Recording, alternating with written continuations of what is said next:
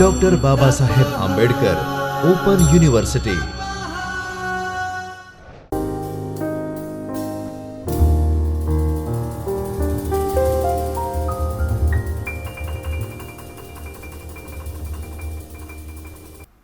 વિદ્યાર્થી મિત્રો, doctor Baba Saheb Ambedkar open યુનિવર્સિટીના ચૈતન્ય સ્ટુડિયોમાં આપનું સ્વાગત છે.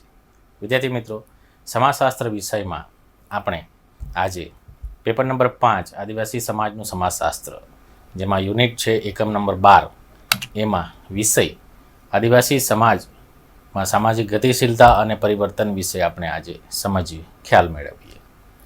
સૌપ્રથમ આપણે જોઈશું તો આ જે એકમ છે, એકમના મુખ્ય હેતુઓ જે સમજવાનો પ્રયત્ન કરવાના છીએ, એમાં આ હેતુઓમાં સામાજિક ગતિશીલતા વિશે આપણે સમજી શકીશું, સામાજિક ગતિશીલતાના પ્રકારો વિશે આપણે જાણી શકીશું, સામાજિક ગતિશીલતાના જે ચેનલો છે એ ચેનલો વિશે પણ આપણે સમજીશું.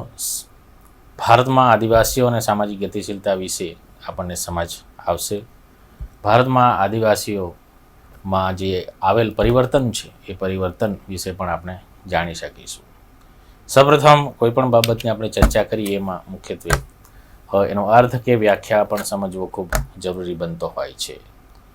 એમાં સૌપ્રથમ આપણે જોઈએ તો આધુનિક ઔદ્યોગિક સમાજોમાં પણ દરજ્જાના જે કોટિક્રમની જે ગોઠવણ હોય છે એ ગોઠવણમાં જેમ જેમ કોટિક્રમમાં ઊંચે જઈએ તેમ તેમ એની ધન, સત્તા, ઇજ્જત, માન, મોભો, દરજ્જો એ વધે જ છે. જ્ઞાતિ અને અગાઉના વર્ગો કરતાં હવે એક દરજ્જામાંથી બીજા દરજ્જામાં પણ જઈ શકાય છે. આમ સામાજિક ગતિશીલતાને આપણે સમજવા માટે પ્રયત્ન કરીએ તો આ બાબતમાં જોઈશું તો કોઈ પણ આધુનિક ઔદ્યોગિક એક સમાજો જે છે એટલે કે પોસ્ટ મોડર્ન, એમાં દરજ્જાના કોટિક્રમની એક આખી ગોઠવણ થયેલી હોય છે. જેમ જેમ કોટિક્રમમાં ઊંચે જઈએ તેમ તેમ એમાં ધનનો વધારો, સત્તા અને ઇજ્જત કે પછી માન, મોભો, મર્તબો વધતો જતો હોય છે. જ્ઞાતિ જે છે એ જ્ઞાતિમાં સૌપ્રથમ એ વર્ણાશ્રમ વ્યવસ્થાને આધારે જ રચાયેલી ભારતીય પરિપ્રેક્ષ્યની સમાજ વ્યવસ્થા હતી અને એને કારણે કેટલીક વાર જે નિમ્ન શ્રેણીની જે જ્ઞાતિઓ ગણવામાં આવતી જે તે સમયે એ નિમ્ન શ્રેણીની જ્ઞાતિઓને પોતાની ગતિશીલતા એટલે કે પોતાનો જે ધન, સત્તા, માન, મર્તબો કે મોભો વધારવા માટેના પ્રયત્નો ખૂબ ઓછા થતા અથવા તો ખૂબ ઓછો એનો તક મળતી અથવા તો એક પ્રેશર ગ્રુપ તરીકે જે એમના પર કામ કરતું. આપ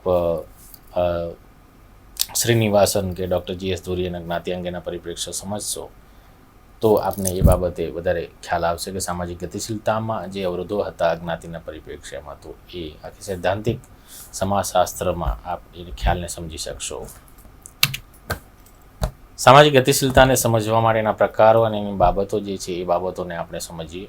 એમાં સૌપ્રથમ સામાજિક ગતિશીલતા જે છે એ બે પ્રકારોમાં આપણે જોઈ શકીએ છીએ. એક સામાજિક ગતિશીલતા, બીજી એમાં ઊભી ગતિશીલતા અને આડી ગતિશીલતા. ઊભી ગતિશીલતા પૈકી જે એમના પેટા પ્રકારો પડે છે એ પેટા પ્રકારોમાં એક તો ચડતી અને ઉતરતી. એની અંદર જે સમૂહ અને વ્યક્તિગત ગતિશીલતા જોવા મળતી હોય છે એ આપણે સમજવાનો પ્રયત્ન કરીએ. કોઈક વાર રાજકીય ક્ષેત્રમાં કોઈ વ્યક્તિ ખૂબ જ નિમ્ન શ્રેણીના સમાજમાંથી કે ખૂબ જ ગરીબ વર્ગમાંથી આવીને એ પોતાનું એક આખું વ્યક્તિત્વ વિકસાવે, લોકપ્રિયતા હાંસલ કરે અને જ્યારે પણ એ ચૂંટણીલક્ષી પરિણામોમાં એક નેતા તરીકે સ્થાપિત થાય અને પછી એમની અસરકારક પોલિસી, એની નીતિઓ, એની અમલીકરણની બાબતો, એ બાબતોમાં એમાં વધારો થતો હોય, એવા કિસ્સામાં એમની ગતિશીલતામાં વધારો થતો હોય છે. એમના જે સ્થાન છે, એમનો દરજ્જો છે, એ દરજ્જામાં એ વ્યક્તિગત દરજ્જો, એ જ રીતે સમૂહગત જે ગતિશીલતા છે એમાં આપણે જોઈશું તો સમૂહગત ગતિશીલતામાં કોઈ કમ્યુનિટી, સમૂહ કે સમાજ જે છે એ સૌથી વધુ ઉદ્યોગપતિઓ એમાં સૌથી વધુ પાક્યા હોય છે કે ઊભા થયા હોય છે, ઇન્ડસ્ટ્રીયાલિઝ ઊભા થયા હોય છે, શિક્ષણવિદો ઊભા થયા હોય છે, તો એ સમાજનો એ માન, મર્તબો એ વધી જતો હોય છે. વર્ણાશ્રમ વ્યવસ્થાની આપણે વાત કરીએ તો એમાં જે શ્રેણીબદ્ધ બનાવેલી જે જ્ઞાતિઓ છે એ જ્ઞાતિમાં જે બ્રાહ્મણ, ક્ષત્રિય, વૈશ્ય અને શૂદ્ર, તો એમાં જે ગતિશીલતા વધારવા માટેનો જે પ્રયત્નો હતા એ પ્રયત્નો એમાં નિયંત્રણ મૂકી દેવામાં આવ્યા હતા. એ નિયંત્રણને કારણે પણ કેટલાક સમાજો આપણે જોઈશું તો હજુ પણ 1950 પછી જે ભારતીય સંવિધાન અમલી થયું, જેમાં જ્ઞાતિ નિર્મૂલનનો જે આખો કોન્સેપ્ટ કે ખ્યાલ છે, એ ખ્યાલને આધારે સર્વ નાગરિકો સમાન અને સર્વ સમાજો સમાન એ આખો અભિગમ આવ્યો, છતાં પણ કેટલેક અંશે હજુ પણ આ 70-71 વર્ષ પછી પણ હજુ એ આપણને ક્યાંક ક્યાંક સામાજિક તકલીફો જોવા મળતી હોય છે. આમ આ ગતિશીલતા જે છે એ ગતિશીલતામાં ચડતી ઉતરતી, એમાં પણ દરેક બે પ્રકારોના પેટા પ્રકારોમાં જે સામૂહિક ગતિશીલતા જે છે અને વ્યક્તિગત ગતિશીલતા છે એમાં જોવા મળતી હોય છે. સામાજિક ગતિશીલતાની ચેનલો જે છે એ ચેનલોમાં ખાસ કરીને કયા ક્ષેત્રમાં જેમાં ગતિશીલતા આપણને જોવા મળતી હોય છે, તો એમાં જોઈશું તો ધાર્મિક સંસ્થાઓ, પછી શૈક્ષણિક સંસ્થાઓ, રાજકીય સંસ્થાઓ કે પછી લગ્ન અને કુટુંબ સંસ્થાઓમાં પણ આ સામાજિક ગતિશીલતા આપણને જોવા મળતી હોય છે. ધાર્મિક સંસ્થાઓમાં આપણે જોઈશું તો ખાસ કરીને ભારતમાં જે વિવિધ ધર્મો જે અસ્તિત્વ ધરાવે છે, એમાં હિન્દુ, બૌદ્ધ, જૈન, પારસી, ખ્રિસ્તી, મુસ્લિમ વત્તા પેટા સાંપ્રદાયિક સનાતન ધર્મો કે લિંગાયત, એ બધા જે સાંપ્રદાયિક મંડળો કે ધર્મો જે છે એ ધર્મોમાં પણ ક્યારેક ક્યારેક જે નિમ્ન જ્ઞાતિમાંથી આપણે આદિવાસી સમાજની વાત કરીએ છીએ તો એમાં જોઈશું તો જે જનજાતિ સમૂહોએ મોટે ભાગે ખ્રિસ્તી ધર્મ અપનાવ્યો છે, કેટલાક જનજાતિ સમૂહોએ હિન્દુ ધર્મ અપનાવ્યો છે, એવા કિસ્સામાં એ ગતિશીલતાની બાબતમાં ક્યારેક ક્યારેક એ જનજાતિ સમાજથી એક ઉપલા સ્તર તરફ, એટલે કે ઊભી ગતિશીલતાની આપણે વાત કરીએ તો એમાં પણ એ દરજ્જો ભોગવતા હોય છે. ક્યારેક ક્યારેક આ જે ધાર્મિક પરંપરાઓ છે, દાખલા તરીકે ખ્રિસ્તી ધર્મની વિશ્વમાં વાત કરીએ તો સમાનતાવાદી ધર્મનો એક આખો દૃષ્ટિકોણ વિકસ્યો અને એના કારણે પોતે એ ધાર્મિક ક્ષેત્રમાં પણ આગળ ગયા હોય, સાથે સાથે શૈક્ષણિક જે સમાનતાઓ હતી એ સમાનતાને કારણે પણ એ પ્રશાસનિક ક્ષેત્રમાં પણ અમુક દરજ્જા સુધી પહોંચ્યા હોય છે. એવા કિસ્સાઓ આપણને જોવા મળતા હોય છે. એ જ રીતે હિન્દુ સંપ્રદાયમાં આપણે જોઈશું તો મોટે ભાગે જે જનજાતિ સમૂહ પોતાની જે સાંસ્કૃતિક પરંપરાઓ ટકાવી રાખે છે, એની ઉપરાંત જે બાજુના હિન્દુ ધર્મ સંપ્રદાયના જે સંપ્રદાયો છે એ સંપ્રદાયને અપનાવે છે, એવા કિસ્સામાં પણ ક્યારેક ક્યારેક માન મર્તબો, મોભો કે દરજ્જો એના દરજ્જામાં પરિવર્તન આવતો હોય છે. ક્યારેક ક્યારેક એ ભૂલ કરી જ નાખી અથવા તો એવું થવું જ ના જોઈએ એવું સમાજ દ્વારા પ્રેશર થતું હોય, એવા કિસ્સામાં પણ ક્યારેક એ ગતિશીલતામાં નિમ્ન ગતિશીલતા તરફ પણ એમની ગતિ થતી હોય છે. સાથે સાથે અમુક જે કમ્યુનિટી છે, ફોર એક્ઝામ્પલ આપ જોશો તો મુંડા, ઉરાંવ, સંથાલ કે એમાં પણ કેટલેક અંશે ખ્રિસ્તીકરણની એક આખી પ્રક્રિયા, ઉત્તર પૂર્વની જે જનજાતિ સમૂહો છે એમાં પણ સૌથી વધુ ખ્રિસ્તીકરણની પ્રક્રિયા, પરંતુ એની સાથે સાથે મિઝોરમ, આઇઝોલ જેવા ક્ષેત્રો છે એમાં ઉચ્ચ શિક્ષણમાં સૌથી વધુ આગળ હોય એવા રાજ્ય તરીકે પણ એ ઉભરી આવ્યા હોય એવા આપણને દાખલા જોવા મળતા છે. એની તુલનાએ પશ્ચિમ ભારતના ક્ષેત્રમાં આપ જોઈશું તો સૌથી વધુ હિન્દુ સનાતન ધર્મો સાથે પણ જોડાયેલા આદિવાસી જનજાતિ સમૂહો છે, એ સમૂહોને અથવા એવી જ કોઈક આઈડેન્ટિટી આપી જ દેવામાં આવે છે, અથવા તો એ જ હોવી જોઈએ એવું પ્રશાસનિક પ્રેશર એવી પણ ખ્યાલ એમાં જોવા મળે છે. એવા કિસ્સામાં કેટલેક અંશે એમાં દરજ્જામાં પરિવર્તન જે છે એમાં જોઈએ એટલું આવતું નથી, અથવા તો ક્યાં એ સ્થગિત થતું હોય છે. એટલે સામાજિક ગતિશીલતાની આપણે વાત કરીએ તો એમાં પણ ક્યારેક ક્યારેક આ ધાર્મિક સંસ્થાઓ એ કારણરૂપ બનતી હોય છે. સાથે શૈક્ષણિક સંસ્થાઓ, દાખલા તરીકે જનજાતિ સમાજમાં ઉચ્ચ શિક્ષણની માત્રા જે છે એ માત્રા સરેરાશ 4 કે 5% કંઈ આગળ નથી.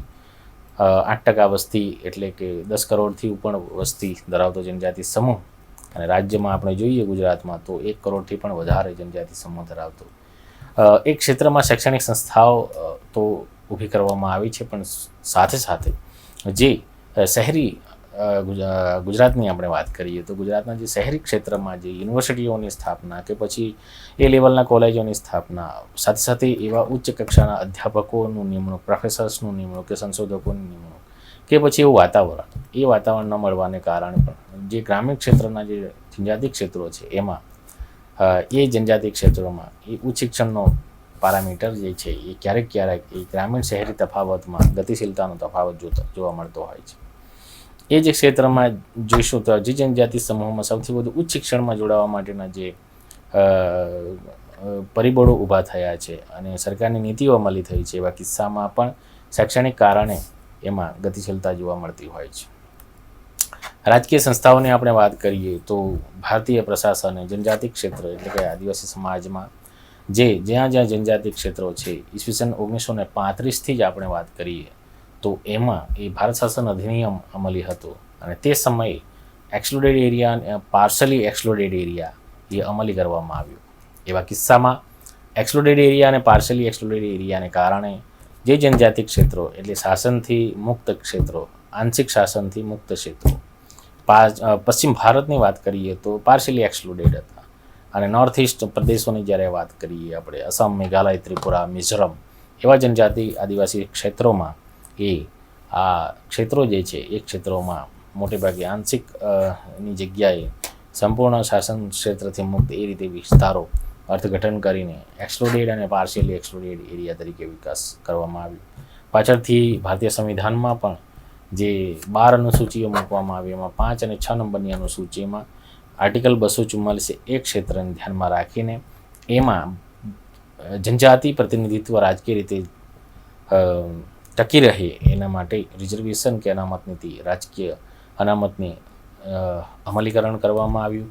ગુજરાતની વાત કરીએ તો લેજિસ્લેટિવ એસેમ્બલી એટલે કે વિધાનસભા ક્ષેત્રમાં જેટલા 182 જેટલી સીટોમાંથી ટોટલ 27 જેટલા જનજાતિ ક્ષેત્રો ડિફાઇન કરીને એમાં 27 જેટલી લેજિસ્લેટિવ એસેમ્બલીની જે સીટો છે એ જનજાતિ આદિવાસી સમાજ માટે આરક્ષિત કરવામાં આવી છે.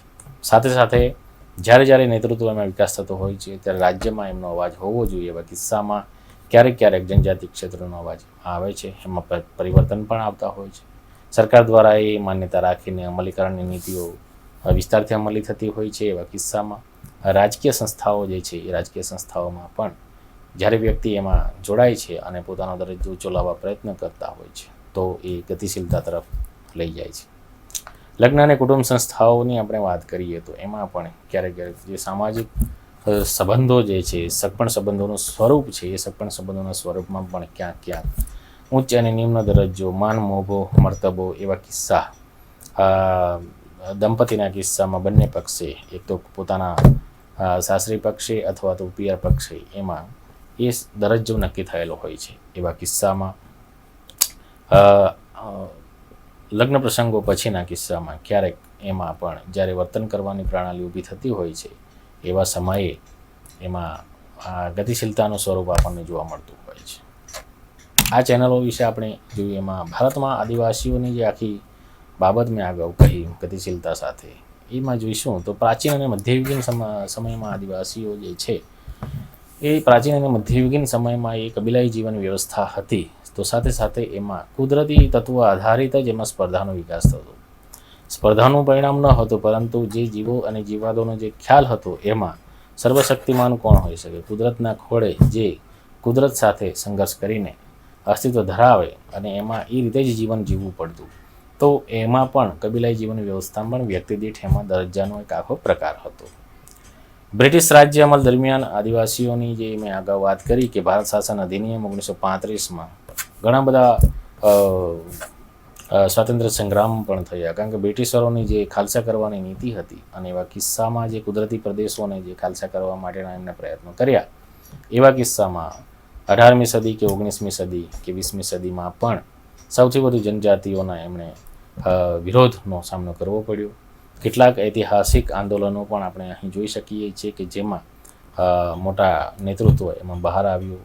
એમાં બિરસા મુંડાની વાત કરો, ભારતીય સંવિધાનમાં જયપાલસિંહ મુંડાની વાત આપ કરો, કે પછી બીજા જે અંગ્રેજો સામે પોતાનું હાર ન સ્વીકારનાર એવા ઘણા બધા શૂરવીરો પણ આપણને ખ્યાલ મળતો હોય છે. સ્વતંત્ર ભારતમાં આદિવાસીઓની આપણે વાત કરીએ તો એક આખો ભારત સરકારનો અભિગમ એવો રહ્યો છે કે મૂળભૂત પ્રવાહમાં આદિવાસી સમાજ પણ જોડાઈ જાય એના માટે રિઝર્વેશનની આખી તક આપવામાં આવી. સાથે સાથે રાજકીય પ્રતિનિધિત્વની તક આપવામાં આવી. જ્ઞાતિ ઉન્મૂલનની જે વાત આવી એમાં પણ બધા જ નાગરિકો સમાન છે એવો કિસ્સો, એક આખી અમલીકરણની પ્રક્રિયા ભારતીય સંવિધાનમાં વ્યવસ્થા કરવામાં આવી. આપ ભારતીય સંવિધાનનું આમુખ આપ જોશો તો એમાં પણ વિસ્તારથી આપણને ખ્યાલ આવશે. તો આ જે બાબત સ્વતંત્ર ભારતમાં આદિવાસીઓ વિશેની જે આખી વ્યવસ્થા પ્રતિનિધિત્વની કરવામાં આવી અને એને કારણે આજે એમની ગતિશીલતામાં એટલે કે શૈક્ષણિક કેટલાક સુધારાઓ થઈ રહ્યા છે. શૈક્ષણિક સંસ્થાઓની સ્થાપના, જે તે જનજાતિ ક્ષેત્રમાં યુનિવર્સિટીઓની સ્થાપના, સાથે સાથે જે કોલેજોની સ્થાપના, સાથે સાથે આરોગ્યલક્ષી કાર્યક્રમો અને એ જે અમલી કરવામાં આવ્યા એ અમલીકરણને કારણે આજે આપણે જોઈશું તો એમાં ગતિશીલતામાં પરિવર્તન આવ્યું છે. ક્યાંક શહેરી ક્ષેત્ર સાથે જોડાઈ રહ્યો છે, સાથે પોતાનો જે દરજ્જો છે એ સરકારી અમલદાર તરીકે કે પછી એક વકીલ તરીકે કે એન્જિનિયર તરીકે આગળ આવી રહ્યા છે. એનિમિસ્ટ કે કુદરતી જીવો સમાન જીવવાનો જે આખો એમનો ખ્યાલ છે પ્રાચીન, તો એ આપણે સમજીશું. હજુ પણ જે એન્થ્રોપોલોજીસ્ટ એટલે કે માનવશાસ્ત્રીય કે સમાજશાસ્ત્રીય વિશ્લેષણ થવું જોઈએ એટલું જનજાતિ સમાજને સમજવામાં નથી આવ્યું. જે કંઈ પણ પોઈન્ટ ઓફ વ્યૂ વિકસ્યો તો અંગ્રેજો દ્વારા જે ફાસ્ટરો કે પાદરીઓ દ્વારા જે માનવશાસ્ત્રીય સર્વેક્ષણો છે તો એમણે એક આખો આંતરરાષ્ટ્રીય ખ્યાલને ધ્યાનમાં રાખીને એમણે જોવાનો પ્રયત્ન કર્યો જનજાતિ સમાજને. એ જ રીતે ભારતીય સમાજશાસ્ત્રીઓ કે માનવશાસ્ત્રીઓ કે પછી સંશોધકો દ્વારા જે જોવામાં આવ્યો તો એમણે પોતાના જે સમાજ છે ત્યાંથી એમણે એ નજરિયાથી જોવાનો પ્રયત્ન કરવામાં આવ્યો. મુખ્ય ખ્યાલ એ છે કે ટ્રાઇબલ સોસાયટીને જે એ ટ્રાઇબલ્સ કઈ રીતે જુએ છે પોતાના જે ઓળખને સમજવા માટે હજુ પણ ક્યાંક સંવૈધાનિક સંઘર્ષ કે પછી વૈચારિક સંઘર્ષ કે પછી વૈચારિક વિરોધ આપણને એ સમૂહો પ્રત્યે જોવા મળે છે. એટલે ગતિશીલતાની બાબતમાં ક્યાંક આડી ક્યાંક ઊભી એ જ રીતે સામૂહિક રીતે કે વ્યક્તિગત રીતે એમાં ફેરફારો થતા રહેતા હોય છે. કબીલાઈ જીવન વ્યવસ્થામાંથી જનજાતિ સમાજ અને પછી એક આખો નવો ખ્યાલ અત્યારે વર્તમાન આપણે જોઈશું તો કે ભાઈ indigenous people, native people, Aboriginal people અને ગુજરાતીમાં આદિવાસી સમૂહ તરીકેની એક ઓળખ હોવી જોઈએ એવી જ એક માંગ થઈ રહેતી હોય છે. આમ ગતિશીલતા તરફની આપણે વાત કરીએ તો એક સમય એવો હતો કે ભાઈ આ જે શબ્દો છે એ શબ્દો ન યુઝ થવા જોઈએ અને મુખ્ય પ્રવાહ સાથેના શબ્દો પાછળથી એમને પોતાની આઈડેન્ટિટીનો ખ્યાલ આવે છે અને આઈડેન્ટિટી ભૂંસાઈ જવાનો કે પ્રશાસનિક વ્યવસ્થા દ્વારા એ આઈડેન્ટિટી પૂરી થઈ જવાનો એક આખો ડર એમાં વિકસ્યો અને એને કારણે પણ ટ્રાઇબમાંથી જનજાતિ કે આદિવાસી સમાજ જ હોવો જોઈએ એવા કેટલીક માંગ થતી હોય છે. જનજાતિ એ ભારતીય સંવિધાનમાં અનુસૂચિત જનજાતિ એટલે કે શેડ્યુલ ટ્રાઇબ, ટૂંકમાં આપણે એને એસટી તરીકે ઓળખીએ છીએ, એવા કિસ્સામાં એ સંવૈધાનિક વ્યાખ્યા એમાં આપવામાં આવી છે અને એને કારણે કેટલાક પ્રાચીન ભારતથી લઈને બ્રિટિશ રાજ્ય અમલ દરમિયાન પછી સ્વતંત્ર ભારત એનિમિસ્ટ તરીકેનો જે આખો એમનો ખ્યાલ કબીલાઈ જીવન વ્યવસ્થાથી લઈને શેડ્યુલ ટ્રાઇબ કે અનુસૂચિત જનજાતિ સુધીનો જે ખ્યાલ છે એ ખ્યાલમાં કેટલેક અંશે એમની ગતિશીલતા ક્યાંક ચડતી ક્યાંક ઉતરતી, ઊભી કે આડી એ રીતના ખ્યાલો આપણે જોવા મળે છે. સામાજિક રચનાની વાત કરીએ આદિવાસી સમાજની તો જે પોતાની માન્યતાની સરહદ બાંધી લેવાની જે આખો ખ્યાલ છે, જે મેં અગાઉ કહ્યું કે પોતાના નજરિયાથી સામેના સમાજને જોવાનો જે આખો અભિગમ છે, પોતાના નજરિયાથી કુદરતી પ્રદેશોને જોવાનો એક આખો અભિગમ છે, એ અભિગમને આપણે જોઈશું તો ખાસ કરીને જે એક આખી માન્યતાની સરહદ એમાં હોય છે એ સમજવાનો પ્રયત્ન ખૂબ ઓછો થતો હોય છે. કુટુંબમાં પાયાગત એકમ તરીકેની જે આખી બાબત છે એ પાયાગત એકમમાં કબીલાઈ જીવન વ્યવસ્થામાં કુટુંબનો વડીલ કે પછી બધું સહિયારું જીવન જીવવા માટેનું કે જેમાં સ્ત્રી પુરુષ પક્ષે કોઈ ગતિશીલતાનો કે પછી કોઈ દરજ્જાનો એમાં સ્પર્ધા નથી હોતી. એ જ રીતે લગ્નના નિયમોમાં પણ ખૂબ સાદા અને સરળ કે જેમાં ગૂંચવણવાળા હોઈને અંતે પછી એ છૂટા થવા જોઈએ એવા કિસ્સાઓ ભાગ્યે જ બનતા હોય છે. દરજ્જાની બાબતમાં બાળકનો દરજ્જો પણ એટલો સમાન હોય છે જેટલો વડીલોનો દરજ્જો. એટલે એક આખું કમ્યુનિટી જે લાઈફ જે છે સામૂહિક જીવનનો એક આખો અભિગમ એ ખૂબ જ સરળ અને ખૂબ જ સહજ રીતે એ કોઈપણ સંઘર્ષ વગર જીવી શકવાની ક્ષમતા ધરાવતો સમૂહ તરીકે આપણે જોઈ શકીએ છીએ. સામાજિક રચનાની ગતિશીલ વિભાવના જે છે એ સામાજિક રચનાની ગતિશીલ વિભાવનામાં આપ યાંત્રિક એકતા અને દૈહિક એકતાનો જે ખ્યાલ સમજશો સમાજશાસ્ત્રીય સિદ્ધાંતમાં તો એમાં એ આપણને સામાજિક રચનાની ગતિશીલતાના વિભાવનાનો ખ્યાલ વધારે જોવા મળશે. સગપણ સંબંધોની વ્યવસ્થામાં પણ આપ જોશો તો આદિવાસી સમાજમાં સગપણ સંબંધોની વ્યવસ્થામાં ગતિશીલતા એમાં દરજ્જાનો પ્રકાર જે છે એમાં પરિહાસ સંબંધો અને પરિહાર સંબંધો કે જેમાં હસી મજાક અંગેના સંબંધો, એ હસી મજાક અંગેના સંબંધો કોની સાથે રાખી શકો અને કોને માન મર્તબો આપવો અને કયા દરજ્જાને વધારે માન આપવું, તો પરિહાર સંબંધો, પરિહાસ સંબંધો, આ એક આખો વિસ્તારથી આપ ભણશો તો આપને વધારે ખ્યાલ આવશે. આ એક બેઝિક પાયાગત બાબત છે કે જેમાં સામાજિક રચનાને સમજવા માટે આખો એક બાબત આપણે સમજ્યા છીએ. સામાજિક પરિવર્તનના કિસ્સામાં આપણે જોઈશું આદિવાસીઓને સામાજિક પરિવર્તન તો એક તો આઉટસાઇડર જે છે બહારના વ્યક્તિઓ દ્વારા હંમેશા એ જનજાતિ ક્ષેત્રોમાં પોતાના વ્યવસાય કે સાંસ્કૃતિક અભ્યાસો માટે એમણે ત્યાં સ્થાન જમાવ્યું. આપ ભારતીય સંવિધાનમાં આર્ટિકલ 19(5) વાંચશો તો એમાં વધારે ખ્યાલ આવશે કે બિઝનેસના હેતુથી કે પછી સામૂહિક વસવાટના હેતુથી જનજાતિ સમૂહ ક્ષેત્રમાં જવા માટે હંમેશા સંવૈધાનિક પ્રાવધાન કરેલું છે. ખોરાકની ચીજ વસ્તુઓના બદલામાં વિનિમયની જે વ્યવસ્થા થઈ એમાં બજારીકરણ આવ્યું. એ બજારીકરણને કારણે આર્થિક પાસું વિકસ્યું. એ આર્થિક પાસાને કારણે પણ એમાં દરજ્જામાં પરિવર્તન આવતું ગયું. નવરાશનો સમયમાં જે હતો એક સમય એમાં ઘટાડો જોવા મળે છે. એક તો સામૂહિક શિકારી જીવન, કુદરતી નદીઓ જે છે એ નદીઓમાં એમનું સામૂહિક જીવન, એમની જે પોતાની પદ્ધતિઓ હતી સામૂહિક જીવન પદ્ધતિ, એની જગ્યાએ એ આર્થિક પદ્ધતિઓમાં એમાં વિકાસ થયો. ભારતીય ચલણી નાણાં સાથેનો એમનો આખો વ્યવહાર જોડાયો અને એને કારણે પણ નાણાં કમાવા માટેનો જે અભિગમ વિકસ્યો એમાં વ્યક્તિગત નવરાશ અથવા તો સામૂહિક નવરાશનો સમય હતો એ આજે એમાં ઘટી ગયો છે. મુખીની સત્તાની જગ્યાએ રાજ્યના વિભાગોની સત્તા અમલી થઈ છે. જે રાજ્ય ક્ષેત્રમાં જનજાતિ ક્ષેત્રો આવ્યા એ જનજાતિ ક્ષેત્રોમાં એ મુખીની સત્તા હતી. ટ્રાઇબ ઓટોનોમસ કાઉન્સિલ આપ નોર્થ ઇસ્ટનો અભ્યાસ કરશો તેમાં જોવા મળશે કે સ્વાયત્ત જિલ્લા પરિષદો. એવી રીતે પશ્ચિમ ક્ષેત્રમાં પણ બનવી જોઈતી હતી, પરંતુ એ હજુ સુધી ઇમ્પ્લિમેન્ટ નથી થયું. અને પશ્ચિમ ભારતના ક્ષેત્રોમાં પંચાયતી રાજ વ્યવસ્થામાં ગ્રામસભાની સત્તાના આધારે જે પોતાના સમાજનો જે મુખી નિર્ણય લેતો હતો એની જગ્યાએ રાજ્યના વિભાગોની સત્તા અમલી થઈ. આદિવાસીઓના અધિકારોનું રાજકીય ઉલ્લંઘન કેટલીક વાર થતું હોય છે. એવા કિસ્સામાં કે એટલું સરસ ભારતીય સંવિધાન સભાએ અમલી કરેલું સંવિધાન જ છે, પરંતુ એ સંવિધાનને અમલી કરવા માટે કેટલીક વાર અધિકારીઓની કદાચ વ્યક્તિગત નકારાત્મક વલણ પણ હોઈ શકે, અથવા તો પાર્ટીલક્ષી જે કોઈ પણ સરકારો હોય છે એ સરકારોનો અભિગમ કયા પ્રકારનો હોય એના આધારે એમનું હકોનું અમલીકરણ થયેલું હોય છે. વિકાસના નામ પર કેટલીક વાર વિસ્થાપનની સમસ્યાઓ છે અને દરજ્જામાં પરિવર્તન આવતું હોય છે. એટલે કે માઇગ્રેશન, સ્થળાંતરના જે પ્રશ્નો છે એ સ્થળાંતરના પ્રશ્નો સાથે સાથે વિસ્થાપન, કુદરતી વિસ્થાપન થતું હોય છે. મોટા ભાગના જે મેગા પ્રોજેક્ટ્સ કે વીજળી અંગેના, કોલસાની ખાણો અંગેના કે પછી ખનિજ તત્વો અંગેના જે પ્રોજેક્ટ્સ આવતા હોય છે, એવા કિસ્સામાં આખા ગામો અથવા તો ફોરેસ્ટ પોલિસી એવી આવતી હોય કે જેમાં ફોરેસ્ટ પોલિસીને કારણે પણ ઘણા બધા ગામો જે છે એ વિસ્થાપિત કરવા પડતા હોય છે. જયપાલસિંહ મુંડાએ ભારતીય સંવિધાન સભામાં એવી ચર્ચા કરી કે એકવાર એક ગામને વિસ્થાપિત કરો એના પહેલાં એના જેવું જ ગામ એકવાર બનાવી આપો, તો આપણને ખ્યાલ આવે કે ખરેખર એવું જ ગામ બની શકે છે ખરું. તો એવા કિસ્સામાં પણ ક્યારેક જે કલેક્ટરોને સત્તાઓ હોય છે અને એને કારણે વિસ્થાપનને કારણે પણ કેટલીક વાર એમની ગતિશીલતામાં, એટલે કે સામાજિક, આર્થિક કે સાંસ્કૃતિક ગતિશીલતામાં પણ ભયંકર નુકસાન થતું હોય છે. અને એને કારણે એ સમાજોને ફરીથી બેઠા થવા માટે કેટલોક સમય વીતી જતો હોય છે. આમ આ જે આદિવાસીઓ અને સામાજિક પરિવર્તનના કિસ્સામાં આપણે સમસ્યાલક્ષી અભિગમ આપણે અહીં વધારે જોયો છે. સાથે સાથે કેટલીક વાર જે વસ્તીના જે અમુક ભાગ જે છે એ ભાગ જ ફક્ત જેમની પાસે ખેતીલાયક જમીન છે, જીવવા પૂરતું કેટલુંક અનાજ થતું હોય છે, એટલું જ અનાજ અને એટલું જ જીવવા પૂરતી વ્યવસ્થાને કારણે ક્યાંક ટકી શક્યો હોય એવી ભાવ પ્રગટ થતો હોય છે. બાકી પૂરા ભારતના ક્ષેત્રમાં આજે પણ એવા ક્ષેત્રો જેમાં સામાજિક ગતિશીલતામાં જનજાતિ સમાજનું પ્રતિનિધિત્વ શૂન્ય હોય છે. આમ આપણે આજે આદિવાસીઓ અને સામાજિક પરિવર્તન વિશે આપણે જોયું.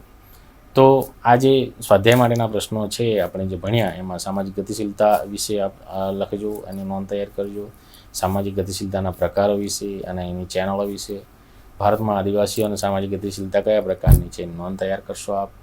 ભારતમાં આદિવાસીઓમાં આવેલા પરિવર્તનો આપ સમજશો, એની નોંધ તૈયાર કરશો અને વૈજ્ઞાનિક રીતે સમજવાનો પ્રયત્ન કરશો. સાથે સાથે એમાં જે આ પુસ્તકો છે એ પુસ્તકો અને એની જે વેબસાઇટ આપને આપવામાં આવે છે એ વેબસાઇટને પણ વિસ્તારથી આપ અભ્યાસ કરશો તો જનજાતિ સમાજ વિશેનો આપને ખૂબ જ વૈજ્ઞાનિક ઢબથી, સૈદ્ધાંતિક ઢબથી અને પ્રશાસનિક ક્ષેત્રમાં સંવૈધાનિક જે બાબતો છે એ બાબતોને આપને પરિચય થશે. ફરીથી પાછા નવા કોઈ વિષય સાથે ફરીથી મળીશું. ત્યાં સુધી આપણે રજા લઈએ. ચોક્કસ ખ્યાલ હશે કે સામાજિક ગતિશીલતા અને પરિવર્તનના આ ખ્યાલમાં આપણને સમજ આવી જ હશે. ફરીથી નવા વિષય અને નવા એકમ સાથે આપણે મળીશું. ત્યાં સુધી રજા લઈએ. ખૂબ ખૂબ આભાર આપનો.